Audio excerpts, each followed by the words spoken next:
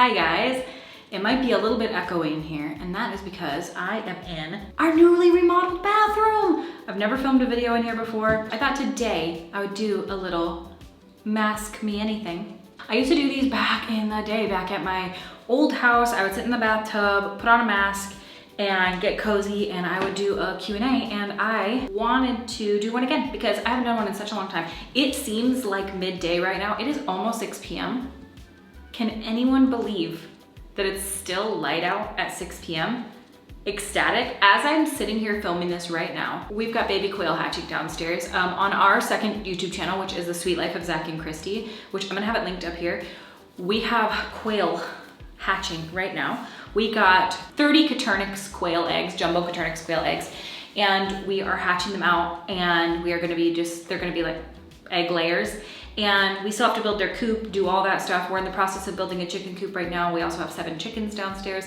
We have a lot going on, homestead and life-wise. We've had so much, and we've been updating all about it on our second channel, uploading a ton, really active over there. So if you guys are interested in checking out a totally different side to our lives, if maybe you're interested in that at all, I will have it linked up here. But it has been so much fun, and so much is going on downstairs, you guys. Quail, left, right, center. I think as I'm filming this right now, we've got 8 babies hatched, and we've been live streaming it for 3 days.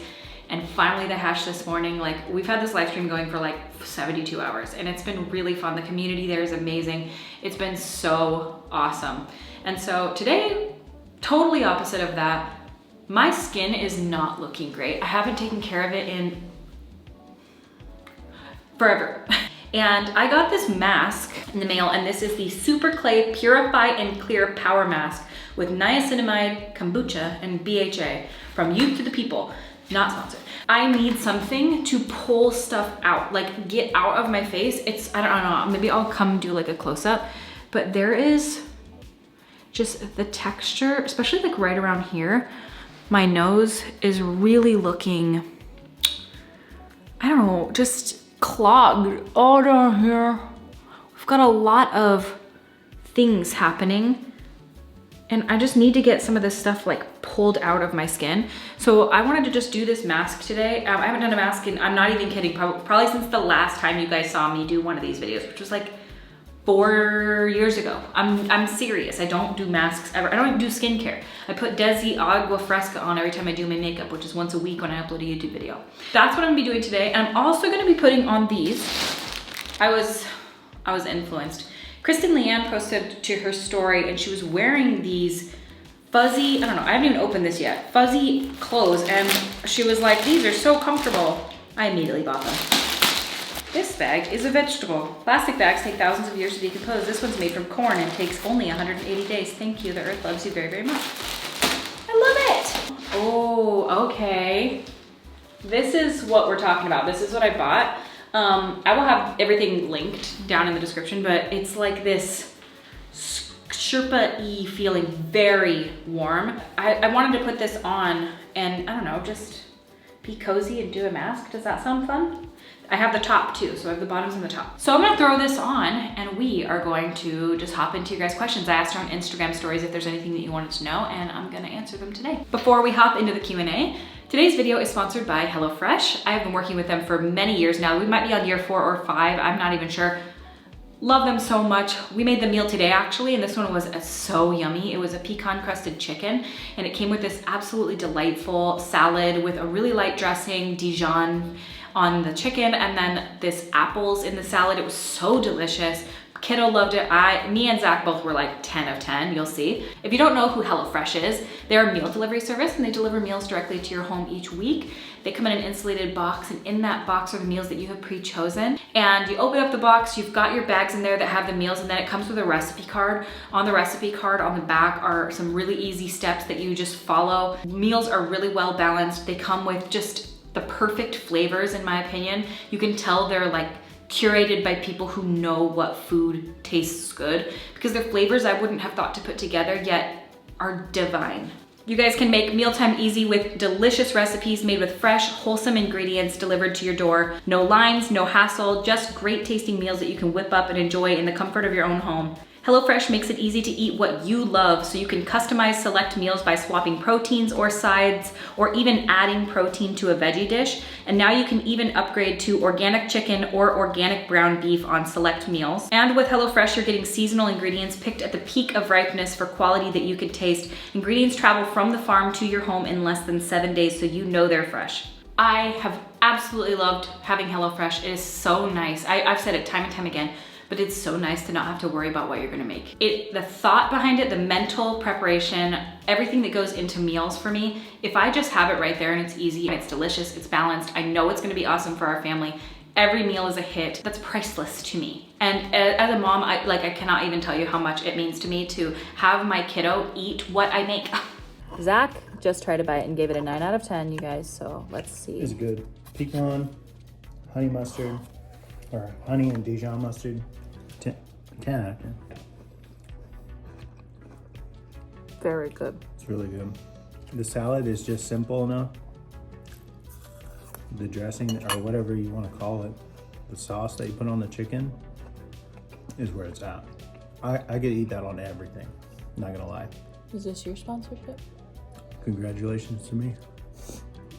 Very good, you guys should try this one. If you guys are interested in checking out HelloFresh, you guys can go to HelloFresh.com and use code RawBeautyKristi for 60% off plus free shipping. And I thank you so much to HelloFresh for continuing to work with me, for sponsoring today's video, and for being awesome.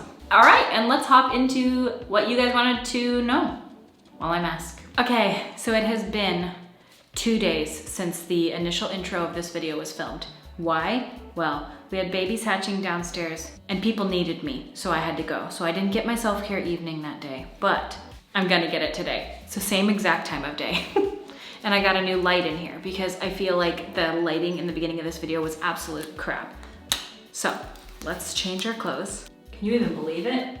It's the softest thing I've ever put on my entire body, hands down, no questions asked. I woke up before the rest of my family, and this was maybe one of the first days, and you guys might be like really shocked to hear this, but like my kid does not fall asleep on his own. Like ever, ever, ever. I was up at 6 and he woke up at 6:45, sat up, I could see him on the baby monitor, and was like wondering where I was.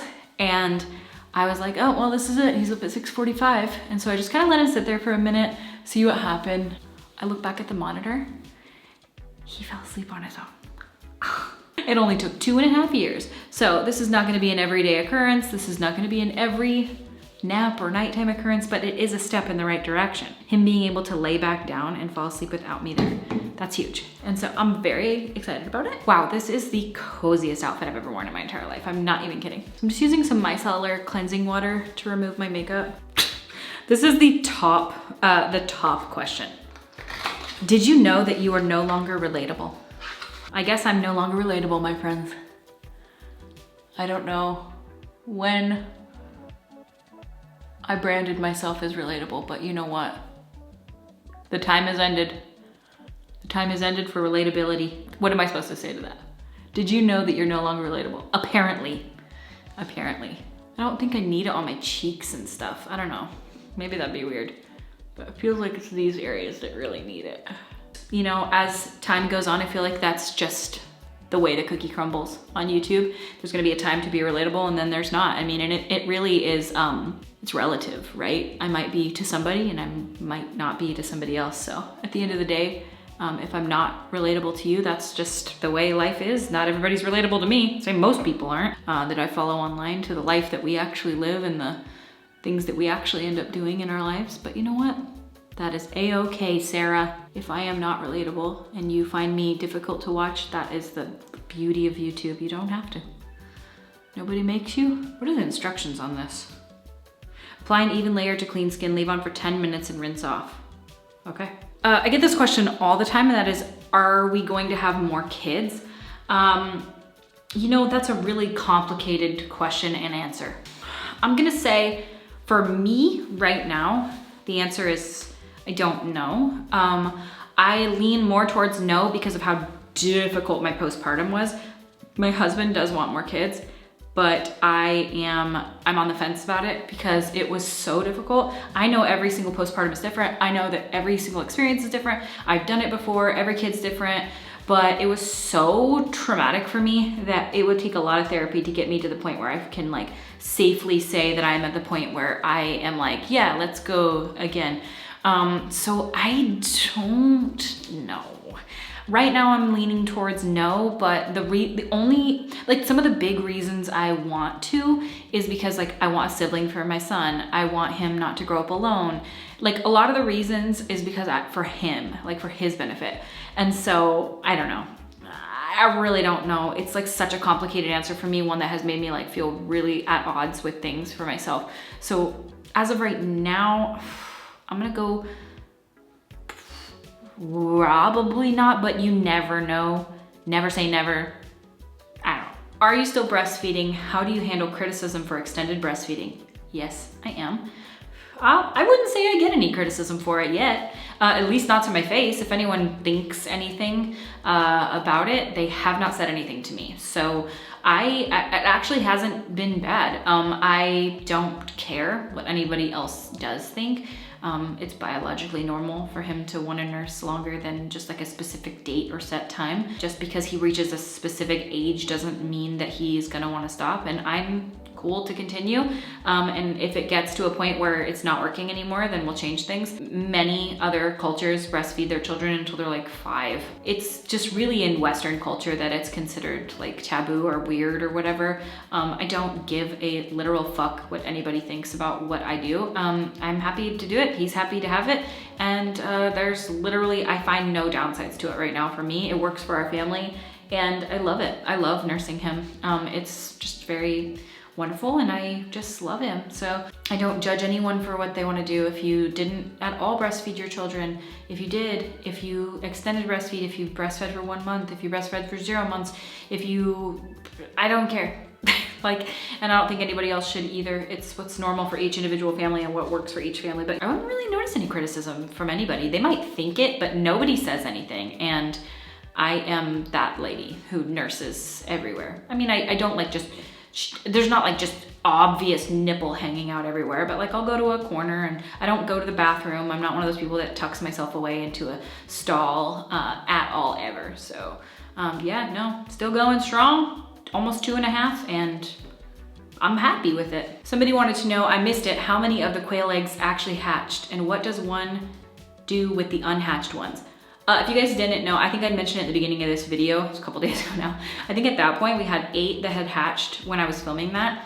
We got a total of 15 out of 24. And the remaining ones, I checked them today. It doesn't look like there's anything going on. We kept them in the incubator, but they're unviable. I'm just gonna bury them, I think. 15, and they're all super healthy, doing amazing, eating, drinking amazing, and it's been days. So I'm very, very happy with it. And yeah.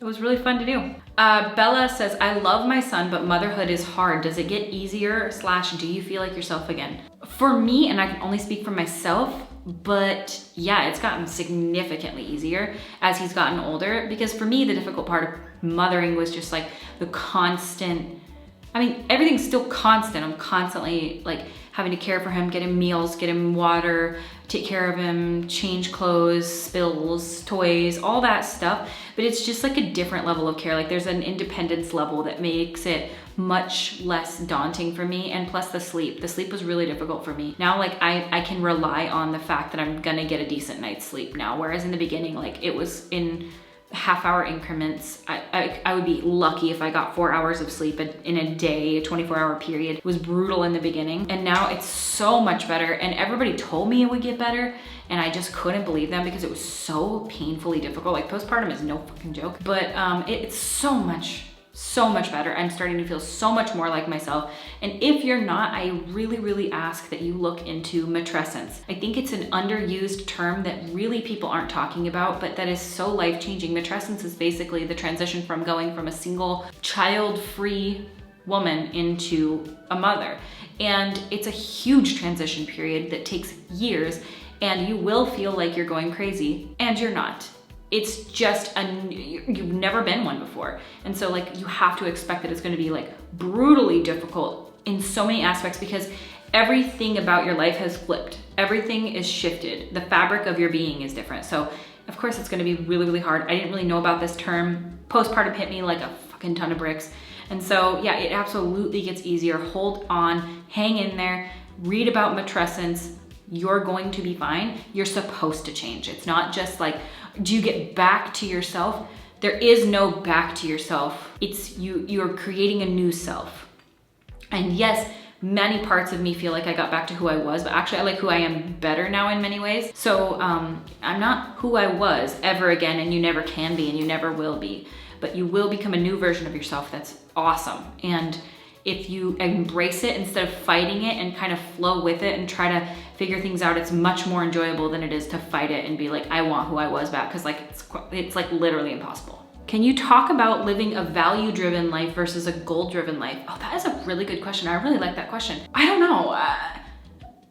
I mean, because the values that I hold are also like really lofty goals. So like homesteading, growing and raising most of the food for our families, like with eggs and with, you know, gardening and things like that. While they're like values, they're also extremely difficult goals to reach.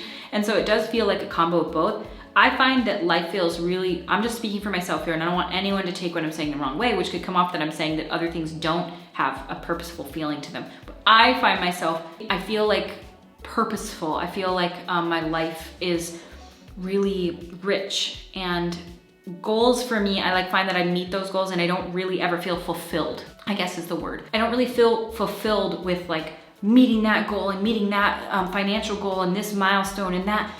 It doesn't quite give me what I am looking for, but there's something about living a simpler, more value-driven life where I'm like being driven by things that I want to teach my son, good values I want to instill in him, things that I find important in life that aren't like financial goals, things like that. It feels rich and it feels really important. And to me, I just really enjoy those things versus like when I was doing, it just, the other stuff didn't really feel like me. This stuff feels like me. It felt like I was kind of like fighting against myself before, and like I'm finally coming into my own now. So I don't know if that makes any sense or was even a useful answer. Have you brought your baby to Disney? No, not yet, but we definitely want to. He's finally getting to the point where like he is loving like Encanto and Cars and Pooh Bear and all these different things. And so I think that maybe this year would be the year. It would be really fun. And people are like, well, he's not gonna remember it, so why go?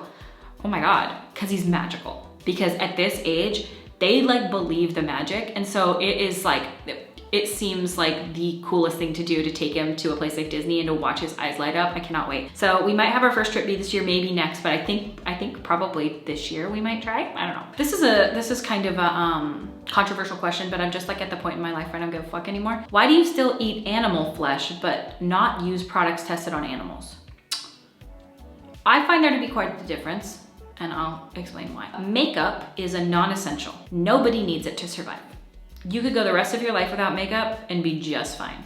So to use a product that is non-essential, that nobody needs to live, and to rub it into animals' eyes for vanity, for beauty, just to test the efficacy of the product or the safety, I find that to be abhorrent. I think it's just ridiculous, and the fact that it even exists is like mind-blowing to me. However, to sustain life, we have to eat.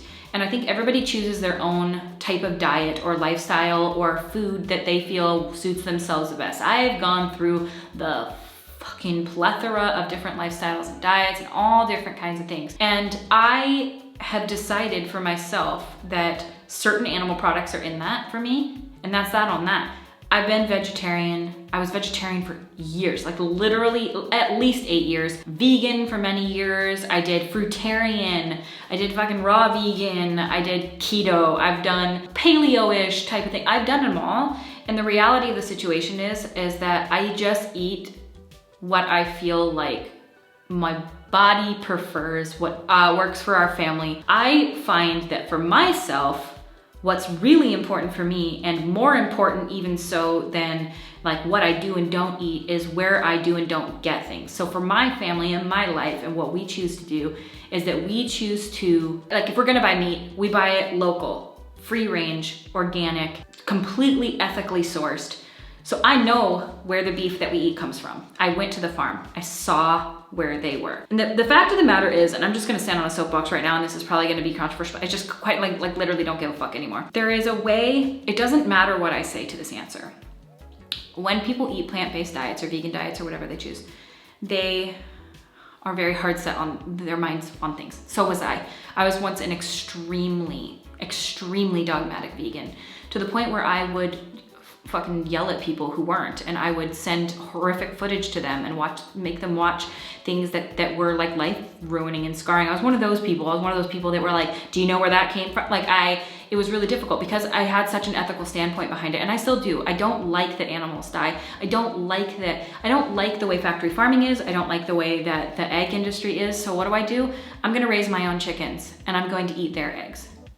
I don't like the way that factory farming is and the beef industry is. So I know exactly where the beef we eat was raised. I know exactly how it was cared for, and it's wonderful. Like, I visited it myself to make sure. So I find that for myself and my family, the majority of the calories that we eat, I want to be, hopefully, and this is the goal, from what we grow, from what we have here on our property. That's what homesteading is, and that's what we are choosing to do. I didn't get to the point here, but what I was trying to get at was that if you are doing that plant-based solely, it's so difficult to grow all of your own food and eat a plant-based diet and to get enough caloric content. Like, it's literally so difficult without storing in a root cellar and without like constantly preserving food and trying to grow enough for your family, accounting for all of the differences in weather and climate. And there are so many factors. So if you're trying to homestead, it's almost like animal products seemingly kind of almost have to be a part of that. So I was trying to get to that. I don't feel good about it. There's a weight to things. Like we should take the weight of an animal's death more seriously. I really do believe so. It's really just kind of like poo-pooed, swept under the rug. Not a lot of people take it seriously. Chicken wings, throw them in the trash. I want to care where my food came from and have deep respect for that, and to know where it was sourced, and to know, what I'm eating, and, try to go catch my own fish if I'm going to eat them, and to not close myself off from the realities of what's actually happening. Like, I went to the place where we picked up the beef, and I saw the entire operation, and like, I'm really trying to not remove myself from the reality of the process, so that I do take more seriously when I do eat those things, because it is a big deal. I hope this makes sense, and I hope I'm not like too much of a soapbox. I don't want this to be that way, but I just find that there's a type of tone that comes with questions like this, like, why do you still eat animal flesh but not use products tested on animals? So what they're saying is, well, if you're gonna do one thing, why don't you do it 100%? And I hear that, and I get that, and I used to be somebody like that, but everything's not black and white like that, and everything's not 100%. And if we led with more of an open mindset of not all or nothing, I think that it would lead to a lot more positive change. Like, anybody else ever change what they do because somebody yelled at their face or made them feel bad about it? No. Typically you fight against that stuff because it's kind of a, you're not my real dad, so you can't tell me what to do type of a vibe. So all I'm saying is, even if somebody chooses to eat one plant-based meal a week, which we eat many, like, okay, we eat so many plant-based meals here, like the majority of them, if I'm honest with you, that's a great step. And it's at least something. But if we aren't kind to people, and if we lead with an all or nothing mentality, then people are gonna probably choose fucking nothing, because there is a middle ground there. And so for me, the answer to this question is, I don't use products tested on animals because it's cruel, and there's a cruelty that comes with that, that's keeping caged animals and rubbing things in their eyes for cosmetic purposes. And I do choose to eat animals because the life they live is not cruel. It isn't. I saw it with my own eyes. I went there to the place. It is not a cruel life. They live a beautiful life. They have 1 second, and that's it. They live 1 second that they are that they aren't even aware of, if I'm honest with you, because it's that fast. They live an absolutely beautiful, open, free-range, happy life, and they have 1 bad second. And I know that a lot of people do agree with that, and a lot of people don't. And we make the right choices for ourselves and our family. And you know what? In a few years, my mind might change. I might become completely plant-based again. I eat the majority of my diet is plant-based, I would say, but definitely parts of it aren't. So Anyway, that's where I fall on that spectrum, and I feel like it's a very controversial topic, but life is controversial, isn't it? I mean, I disagreed with myself. If 15 years ago Kristi had heard me talking right now, I'd have been like, you're a real piece of shit. And you know what? That's fine. I have to live with the choices that I make, and I think there's a lot of choices out there being made much worse than me, and I'm just doing my best to do what I can. So, there we go. Your favorite plants. Well, right now I'm really excited to grow. I have a Nucio's Gem Camellia, absolutely stunning. One of the most beautiful flowers ever. I have a picture of it up on our Instagram if you guys want to see it on Sweet Life of Zack and Kristi. But then I'm really excited. In my greenhouse right now, I'm growing Jasminum polyanthum, which is a type of pink jasmine. The smell of this jasmine, oh my God. It literally smells like candy. Stunning. What do you think about the beauty industry and the influencers now? It has changed so much. I don't know.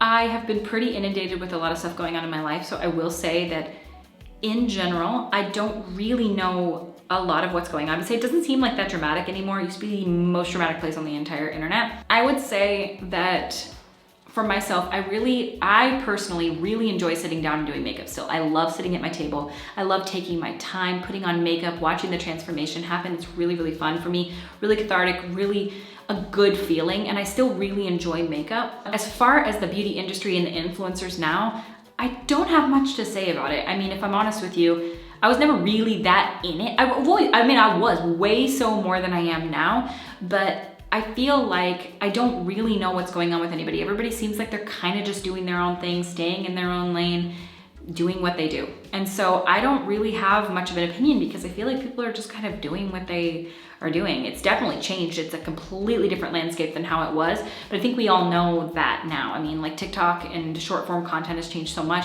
Is TikTok gonna get banned? It kind of sounds like it. It's sort of like shocking to me to think that this is an actual thing that could happen, but I have no idea. So as far as like the beauty industry is concerned, it feels sort of, I don't know, it's just kind of, it's a background noise for me now. I used to know exactly what was going on with everybody. I knew what drama was happening. I never involved myself in any of it. I'm gonna take this off now. I never involved myself in any of it, but I did know what was going down. And right now, if you ask me like, oh, have you heard about the answer's probably no.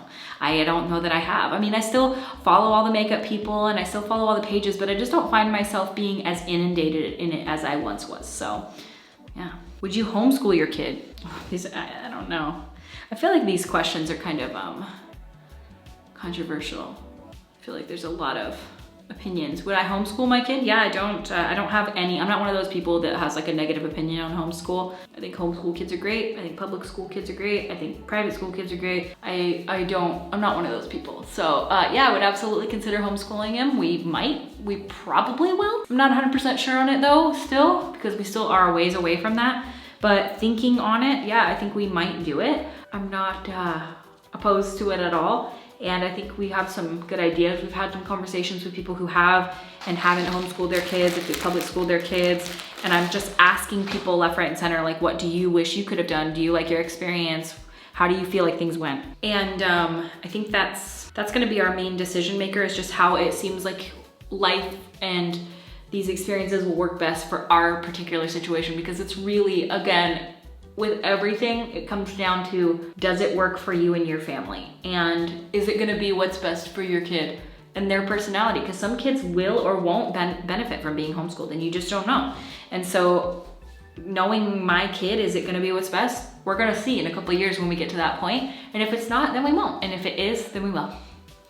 I'm not trying to make any definitive decisions right now, but I am not anti-homeschool at all. How do you deal with body image issues and insecurities with other women and porn? Oh, that's a good question. Well, I'm pretty self-deprecating. I think you guys have been following me long enough to probably know that I'm like just a pretty self-deprecating person. I tend to try like make humor out of the situation, but I'm aware of what my body looks like. I also am aware of, I try with my entire heart, as much as I can, to tell myself and not just say it, but believe it and know it, that it's the least important part about me. And so I really try to remember that, like, of the things you guys are gonna remember about me, my size ain't it. My husband, I'm sure, finds other women attractive. Okay. I think other men are good looking. Pedro Pascal. And that's just the reality of life, you know? I'm not trying to like lie to myself, but my husband loves me and I love him with my entire heart, and it's the last thing I look at about him, so I assume the same. I try to just recognize that we're all different. We all have different body types and shapes. And by the way, I took this off already because it has BHA in it, and I've had a really bad reaction to BHA in the past where all my skin sloughed off. So I'm really trying to not have that happen again. I didn't want to leave it on for too long. They said 10 minutes. I think I left it on for 20. I got nervous that I don't want all my skin to come off again. I don't have insecurity. I'm not really one of those jealous people, really. I just never have been. I think there are a lot of like really attractive and gorgeous people out there, and like we all have different bodies. We're all born with different body types, different body shapes, different personalities. I don't know, I really try not to let myself go too far down that rabbit hole. I could probably make myself feel pretty bad about myself if I do. I really try to base everything I do in my life off of how I feel, not how I look. Do I feel good? Do I have my health today? Do I have a cluster headache? Am I energized today? Fantastic. Those are the things that I care about. I try to put that at the forefront of my mind. For myself, I deal with chronic pain and health issues. So you know what I look like is the literal fucking last concern that I ever have. I don't care. Would it be like probably super awesome to be a size 2 and to like have abs? Like I bet that'd be fucking fire, dude. Like I can't even imagine. I feel like I would be shirtless constantly. I would just be walking around in like crop tops and like it'd be over for you heads. At the end of the day, like I'm not putting in the effort. I'm really not. I'm not working out constantly. I'm trying to just like take care of my life and my family, and myself kind of takes backseat to that. And so does my body image. Don't really give a shit. I don't know. What wildly impractical animal would you most like for a pet? Okay, wildly impractical, like if I had to go off of like, I could never have this as a pet, but I want it, I would love to have a sloth. I think that they are the cutest animal in the entire world. They are so fucking cute. I would absolutely love to have a raven as a pet as well. One that just like flies down for me, lands on my arm, and like I just have like an outdoor like raven pet that like just loves me and thinks I'm awesome and brings me little trinkets. That'd be so cool. But realistically, another question asked me, what other animals do we want for our homestead? Well, initially we were thinking about getting goats, and then we saw from a video from a channel called Homesteady, and they talked about like the most difficult animals to get, and on a scale from like chickens being the easiest to the hardest animal, they ranked it through, they like quizzed and went through and did a poll with all of their homestead audience. And #1 ranking was the animal we were gonna get next, which was goats. I couldn't believe it. I thought that they were considered on the list harder than pigs, harder than horses, harder than donkeys, harder than all of those other animals, which you would consider to be way more difficult because they have like hoof care that you have to do, and you have to like, oh my God, there's so many different things, and like pasture raising and like blah, blah, blah, blah. Apparently goats are even more difficult because I guess they're like really, they try to die all the time. They get out of their pens constantly. They get parasite issues, they get twisted stomachs. They are just apparently one of the hardest animals, and they were gonna be our next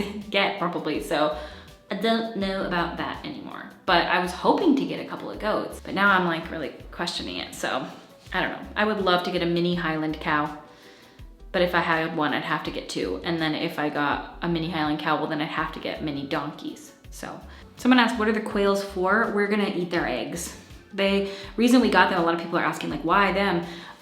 My husband got them actually. He was really excited about it, and I am too now. But initially it was because they start laying eggs. Like chickens take like months, like 5-6 months to start laying, whereas quails start laying eggs in 6 weeks. So like in 6 weeks we will have quail eggs. And apparently they are more buttery and rich tasting. 1 chicken egg equals 3 quail eggs. Each quail will probably lay an egg a day. The thing is though, is that some of those are gonna be roosters, like quail roosters. So I'm not 100% sure how many are. I cannot tell who's who at this point.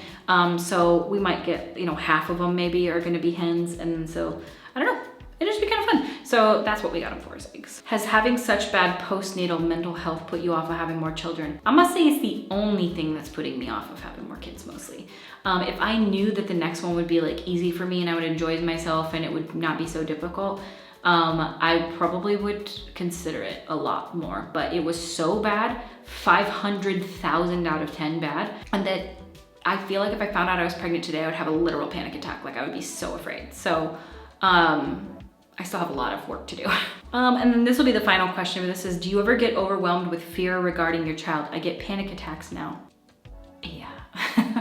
It's the most fearful I've ever been of anything in my entire life is having a kid. Like, it is not for the weak. I've just never loved something so much. And so it is just brutal how much I love him and how much I worry for his safety and well-being. And so, yeah, it's like a constant daily thing. I mean, I've had multiple times today where I feel like panicky about things. And yeah, it's intense, dude. Like, loving somebody so much that you know you can't live without them is a really brutal feeling in wonderful ways. I've never loved something so much in my entire life. Like, I'm literally obsessed with my kid. He's the light of my life. He is my sun, my moon, my stars. He is, oh, I just love him so much. And that is a very engulfing feeling, loving something so much that you know if you didn't have it, you wouldn't be okay. And so that's a rough feeling. So yes, I get panic attacks now too. And I'm sorry. I wish I had answers for you. The only thing I can suggest is therapy. And I've also been on medication for a year and a half. And yes, it's brutal loving something so much. I try to tell myself what's true and try not, if I can, to allow myself to go down the rabbit hole of the what ifs. There are a billion what ifs. What if somebody breaks into your house in the middle of the night? What if you get in a car crash? What if somebody backs over your kid?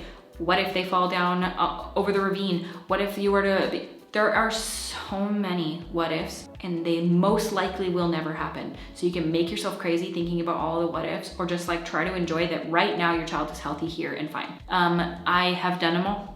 I've gone through all of the worst case scenarios, and I've made myself suffer needlessly for a very long time. So yeah, it's brutal. It really is. And I'm sorry. It just is what being a mom is, in my opinion. As much as I try to work through it, it's just, I've discovered that I will live with a layer of fear and anxiety surrounding this person that I love so much for the rest of their existence and mine. I wish I had a better answer. All right, and that is it for today's video. I feel like I've rambled on long enough. Thank you guys so much for watching. I hope you guys enjoyed today's video. If you did, give it a thumbs up, subscribe to my YouTube channel, and I will see you at my next video.